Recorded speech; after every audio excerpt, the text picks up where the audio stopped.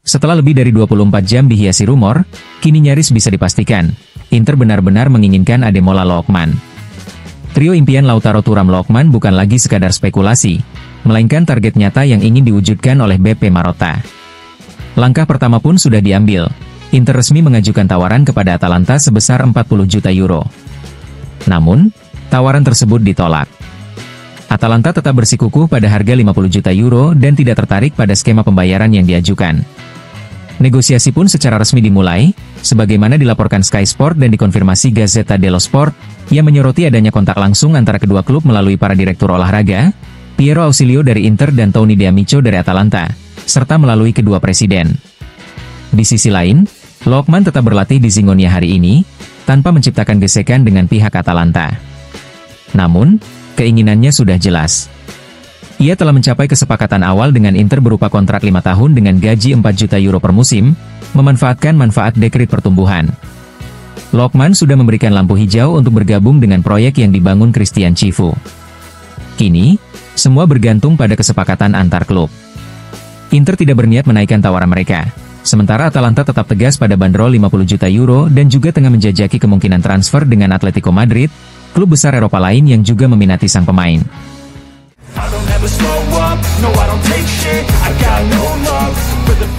Inter menjadikan Ademola Lookman sebagai target utama untuk memperkuat lini serang musim depan. Klub yakin bahwa kedatangan pemain asal Nigeria itu ke Milan akan memberikan tambahan gol dan assist yang signifikan bagi skuad asuhan Christian Chivu. Keyakinan tersebut didasarkan pada statistik yang impresif, sebagaimana disorot oleh Opta. Sejak bergabung dengan Atalanta pada musim 2022-2023, Lookman telah menjadi salah satu pemain paling produktif di Serie A. Dalam 3 musim terakhir, hanya Lautaro Martinez, yang berpotensi menjadi rekan duetnya di Inter, yang terlibat dalam lebih banyak gol di Liga. Lautaro mencatatkan 69 kontribusi gol, sementara Lookman menyusul dengan total 57 kontribusi, terdiri dari 39 gol dan 18 assist. Jumlah ini juga setara dengan pemain Milan, Rafael Leao. Statistik tersebut menjadi bukti nyata bahwa Lookman bisa menjadi tambahan berharga di lini serang Nerazzurri.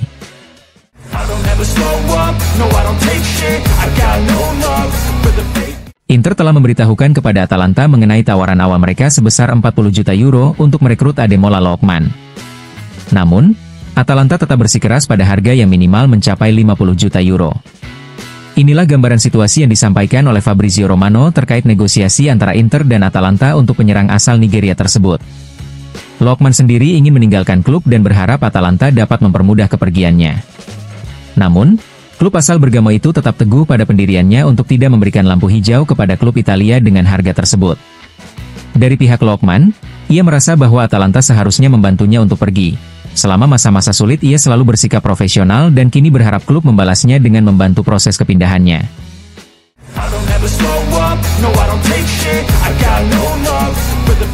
Keputusan TAR, Pengadilan Administratif Regional, di Milan yang membuka jalan bagi penjualan Stadion San Siro kepada Milan dan Inter menjadi langkah krusial menuju realisasi proyek yang telah lama dinantikan. Kedua klub menyambut putusan tersebut dengan optimisme yang hati-hati, menyadari berbagai hambatan birokrasi dan politik yang telah mereka hadapi sejak 2019. Setelah restu dari pengadilan, langkah selanjutnya adalah meresmikan proposal bersama dengan pemerintah kota Milan, yang kemungkinan besar akan diajukan dalam rapat dewan pada Senin, 21 Juli. Jika semuanya berjalan lancar, keputusan tersebut akan dilanjutkan ke Dewan Kota, dengan target penyelesaian proses ini sebelum akhir bulan. Penandatanganan akta jual beli final dijadwalkan harus dilakukan paling lambat 10 November 2025, seperti dilaporkan Corriere della Sera, untuk menghindari pemberlakuan status bangunan bersejarah pada anelo kedua stadion yang akan genap berusia 70 tahun. Diharapkan, kontrak awal sudah bisa ditandatangani pada bulan September. San Siro yang baru akan jauh lebih dari sekadar stadion, kapasitas 71.500 penonton, sistem keamanan canggih dengan pengenalan wajah, area ramah keluarga, serta menjadi pusat hiburan yang lengkap dengan hotel, perkantoran, ruang hijau, pusat perbelanjaan, dan fasilitas medis. Proyek ini bersifat ambisius sekaligus ramah lingkungan, dengan perluasan area hijau dari 107.000 menjadi lebih dari 148.000 meter persegi. Pembangunan diperkirakan dimulai setelah Olimpiade musim dingin, dengan target penyelesaian pada tahun 2031. Setelah bertahun-tahun mengalami kebuntuan, kini tampaknya momen perubahan besar telah tiba.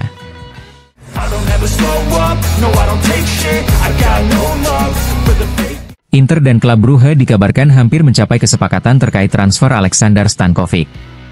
Menurut laporan Sport Italia, Inter akan melepas gelandang asal Serbia tersebut secara permanen dengan nilai transfer sebesar 10 juta euro, ditambah persentase dari penjualan di masa depan. Tak hanya itu, Inter juga akan mempertahankan klausul pembelian kembali selama 2 tahun, dengan nilai sebesar 25 juta euro.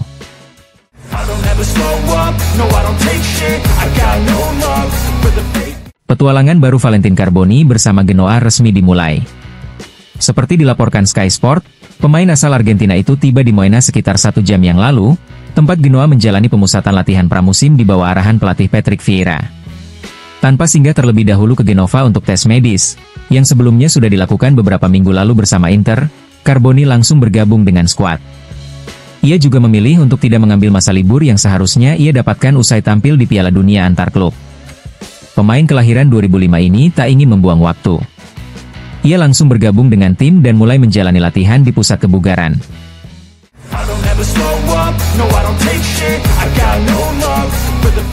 Inter resmi melepas salah satu pemain mudanya. Melalui situs resmi klub, Inter mengumumkan bahwa Franco Carboni, bek sayap asal Argentina kelahiran 2003 yang juga merupakan saudara dari Valentin Carboni, telah bergabung dengan Empoli dengan status pinjaman disertai kewajiban pembelian permanen. Pemain bertalenta kaki kiri ini menghabiskan beberapa tahun di sektor junior Inter, sebelum menjalani serangkaian masa peminjaman ke berbagai klub, termasuk Cagliari, Monza, Ternana, River Plate, dan terakhir Venezia, klub yang terdegradasi pada musim lalu.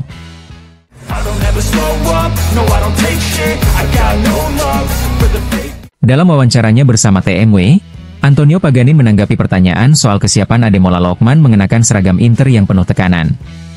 Ya, dia mampu, tegas Paganin. Final Liga Eropa sudah jadi bukti nyata. Memang benar, bermain di Bergamo berbeda dengan bermain untuk Inter, tapi Lookman sudah menunjukkan kualitasnya di level internasional. Saya rasa dia cocok untuk Inter, tentu dengan beberapa penyesuaian. Hanya saja, Atalanta memang dikenal sebagai klub yang menjual mahal. Saat ditanya apakah penunjukan Christian Chivu sebagai pelatih sempat dianggap sebagai langkah mundur, Pagani mengakui sempat ada keraguan. Bukan karena kurang percaya pada Chivu, tapi karena situasinya saat itu. Bursa transfer belum bergerak, ada kegelisahan, dan tak ada sinyal positif. Namun sekarang Inter terlihat kembali pada jalurnya, memilih pemain-pemain yang bisa membawa tim ke level berikutnya, dan Lookman termasuk salah satunya.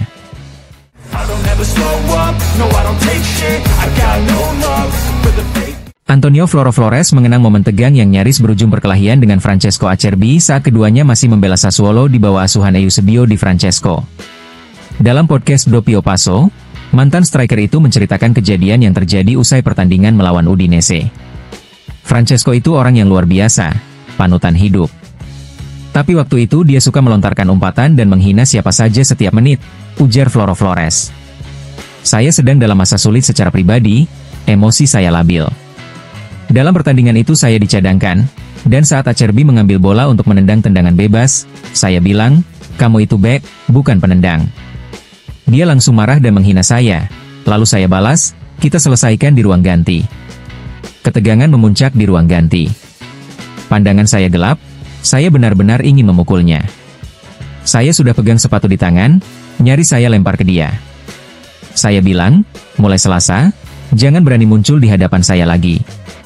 Untungnya, insiden itu tidak berakhir buruk. Di Francesco, dibantu oleh para pemain senior seperti Magnanelli, Cannavaro, dan Bianco, segera mengumpulkan seluruh tim untuk mencari solusi dan mencairkan suasana. Flores kemudian mengisahkan perubahan besar dalam diri Acerbi setelah diketahui menderita kanker. Ketika kami tahu dia sakit, kami semua belajar darinya. Dia menjalani kemoterapi lalu tetap bermain. Itu luar biasa.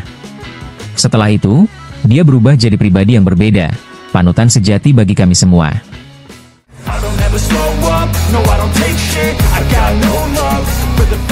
Masa depan Gaetano Oristanio kemungkinan besar tetap di Serie A meski musim lalu ia mengalami degradasi bersama Venezia. Klub asal Venesia itu dikabarkan hampir mencapai kesepakatan dengan Torino untuk transfer mantan pemain Inter tersebut, yang sebelumnya juga sempat membela Cagliari. Menurut laporan Sport Italia, negosiasi antara kedua klub mengarah pada skema peminjaman berbayar dengan opsi pembelian permanen di bawah angka 10 juta euro.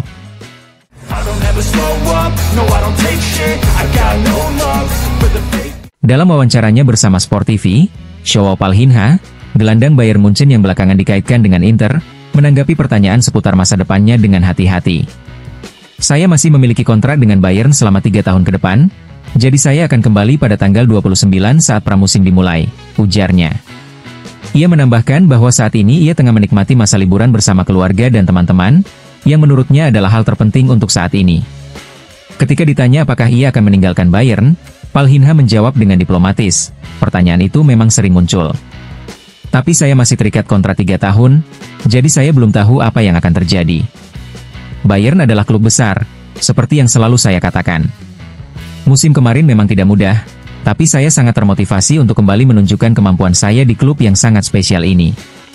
Meski namanya santer dikaitkan dengan Inter, Palhinha memilih untuk tidak memberi kepastian soal kemungkinan hengkang dalam waktu dekat.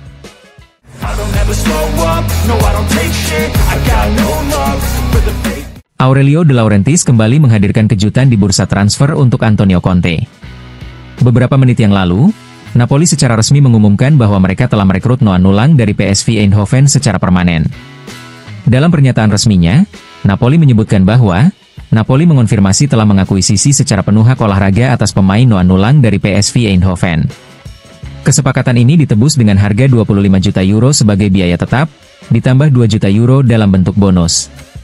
Selain itu, PSV juga akan menerima 10% dari nilai penjualan Lang jika pemain asal Belanda itu dijual di masa mendatang.